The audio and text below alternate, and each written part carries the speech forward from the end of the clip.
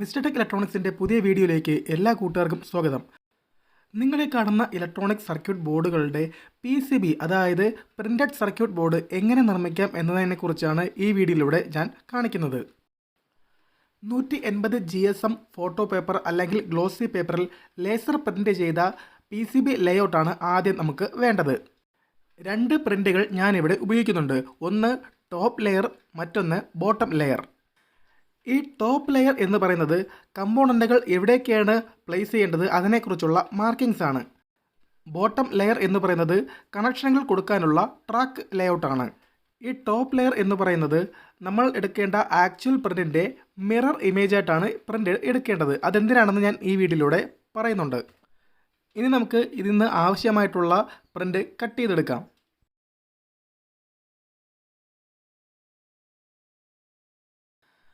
അടുത്തതായിട്ട് നമുക്ക് വേണ്ടത് കോപ്പർ ക്ലാഡ് ബോർഡാണ്. ഇലക്ട്രോണിക് ഷോപ്പുകളിലും ഓൺലൈൻ ഷോപ്പുകളിലും നിങ്ങൾക്ക് ഈ ബോർഡ് അവൈലബിൾ ആണ്. ഒരടി നീളവും ഒരടി വീതിയുമുള്ള കോപ്പർ ക്ലാഡ് ബോർഡിന് ഏകദേശം 200 രൂപയോളം വില വരും. ഈ ബോർഡിൽ നിന്നും എൻ്റെ PCBക്ക് ആവശ്യമായിട്ടുള്ള സൈസിൽ ഞാൻ കട്ട് ചെയ്ത് എടുത്തിട്ടുണ്ട്. ഇതിലെ കോപ്പർ സൈഡിൽ ഉള്ള ഓക്സിഡേഷനും മറ്റ് പൊടികളും പോവാനാണ് ഒരു സ്റ്റീൽ വൂൾ കൊണ്ട് ഇങ്ങനെ ക്ലീൻ ചെയ്യുന്നത്.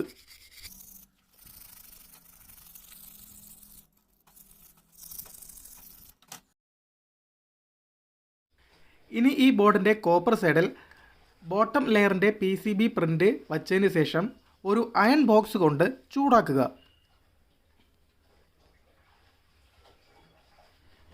ഇങ്ങനെ ചൂടാക്കുമ്പോൾ സംഭവിക്കുന്നത് ഈ പേപ്പറിലെ മഷിയെല്ലാം ഉരുകി ഈ കോപ്പറിലേക്ക് പറ്റിപ്പിടിക്കും.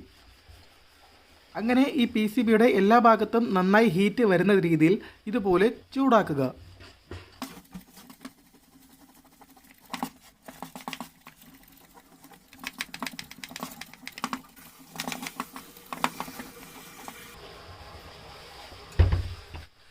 ചൂടാക്കൽ പ്രക്രിയ കഴിഞ്ഞതിന് ശേഷം കുറച്ച് വെള്ളമെടുത്ത് ഈ പേപ്പറിൻ്റെ മുകളിൽ പതിയെ അപ്ലൈ ചെയ്യുക.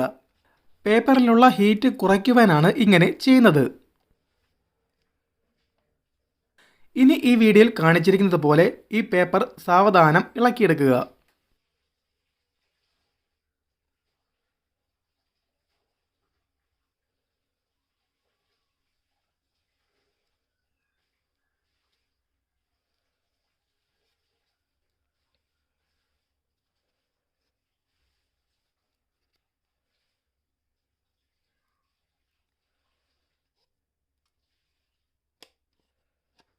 നിങ്ങൾക്കിവിടെ വ്യക്തമായി കാണാൻ സാധിക്കുന്നുണ്ട് ഈ പേപ്പറിലെ മഷി മുഴുവൻ ഈ PCBയിലേക്ക് നന്നായി പറ്റിപ്പിടിച്ചിരിക്കുന്നത്.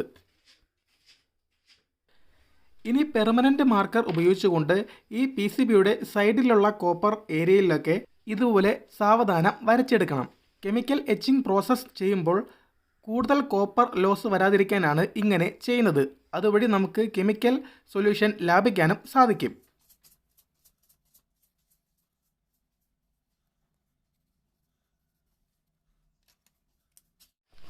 ഇനി അടുത്ത പ്രോസസ്സ് എന്ന് പറയുന്നത് കെമിക്കൽ എച്ചിങ് പ്രോസസ്സാണ്. അതിനായിട്ട് ഒരു പ്ലാസ്റ്റിക് ട്രേ ആവശ്യമുണ്ട്. ആ ട്രേയിലേക്ക് PCB വച്ചതിന് ശേഷം അതിൽ ഫെറിക് ക്ലോറൈഡ് സൊല്യൂഷൻ ആഡ് ചെയ്യുക. ഇവിടെ ഞാൻ ഫെറിക് ക്ലോറൈഡ് സൊല്യൂഷൻ ഒരു കുപ്പിയിലാക്കി എടുത്തിട്ടുണ്ട്. ഇനി സാവധാനം ഈ സൊല്യൂഷൻ നമുക്ക് ട്രേയിലേക്ക് ഒഴിച്ചു കൊടുക്കാം.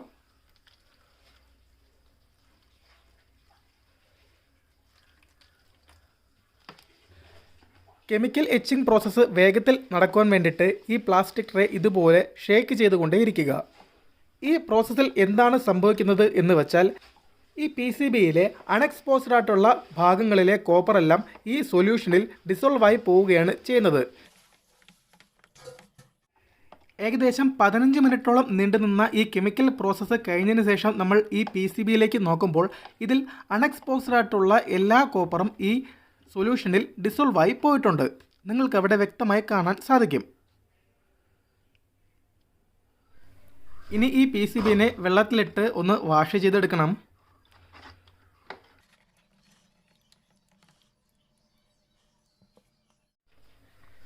ഇനി അടുത്ത് കുറച്ച് ടിന്നർ സൊല്യൂഷൻ എടുത്തിട്ട് ഈ PCBയിലേക്ക് ഒഴിച്ചു കൊടുക്കണം.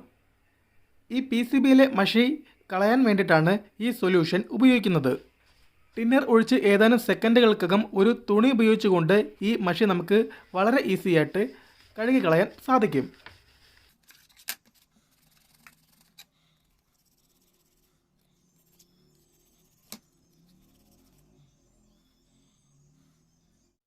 അടുത്ത പ്രോസസ്സ് എന്ന് പറയുന്നത് ഡ്രില്ലിംഗ് പ്രോസസ്സാണ്. അതിനായിട്ട് ഞാനിവിടെ 12 വോൾട്ടിൻ്റെ 775 DC മോട്ടറും 1 മില്ലിമീറ്ററിൻ്റെ PCB ഡ്രിൽ ബിറ്റും അതിൻ്റെ ചക്കും ഉപയോഗിക്കുന്നുണ്ട്. ഇതിൻ്റെയൊക്കെ ആമസോൺ പർച്ചേസിംഗ് ലിങ്ക് ഞാൻ വീഡിയോ ഡിസ്ക്രിപ്ഷനിൽ കൊടുത്തിട്ടുണ്ട്.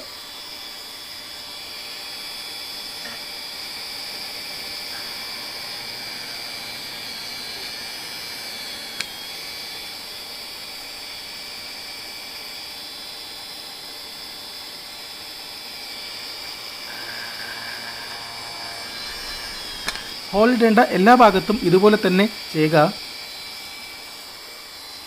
ഫ്രണ്ട്സ്, ഇവിടെ ഡ്രില്ലിംഗ് പ്രോസസ്സ് കഴിഞ്ഞിട്ടുണ്ട്. ഇനി നമുക്ക് അടുത്ത സ്റ്റെപ്പിലേക്ക് കടക്കാം.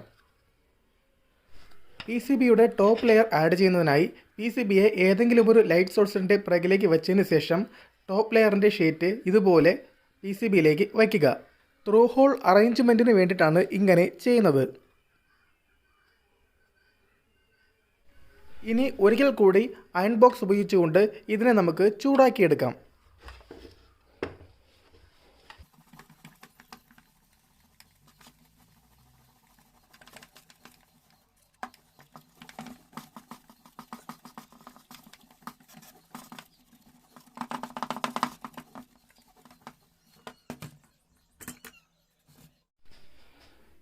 ഈ പേപ്പറിലെ ടെമ്പറേച്ചർ കൂൾ ഡൗൺ ചെയ്യുന്നതിനായിട്ട് കുറച്ച് വെള്ളമെടുത്ത് പേപ്പറിന് മുകളിൽ സാവധാനം തുടയ്ക്കുക.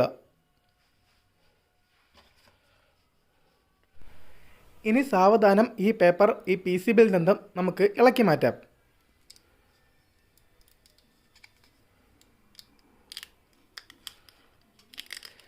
ഇപ്പോൾ PCBയിലേക്ക് ടോപ്പ് ലെയർ നന്നായി തന്നെ ആഡ് ആയിട്ടുണ്ട്. ഇനി ഈ ടോപ്പ് ലെയറിനെ നമുക്കൊന്ന് ബോൾഡ് ആക്കി എടുക്കണം. അതിനായിട്ട് ഞാനിവിടെ യൂസ് ചെയ്യുന്നത് സോൾഡറിങ്ങിൽ ഉപയോഗിക്കുന്ന പേസ്റ്റാണ്. ഈ PCB ചൂടായിരിക്കുമ്പോൾ തന്നെ കുറച്ച് പേസ്റ്റ് എടുത്ത് ഇതിൻ്റെ മുകളിൽ സാവധാനം പുരട്ടുക. ഇപ്പോൾ ടോപ്പ് ലെയർ നല്ല കറുപ്പായിട്ട് വരുന്നത് നിങ്ങൾക്ക് കാണാൻ സാധിക്കും.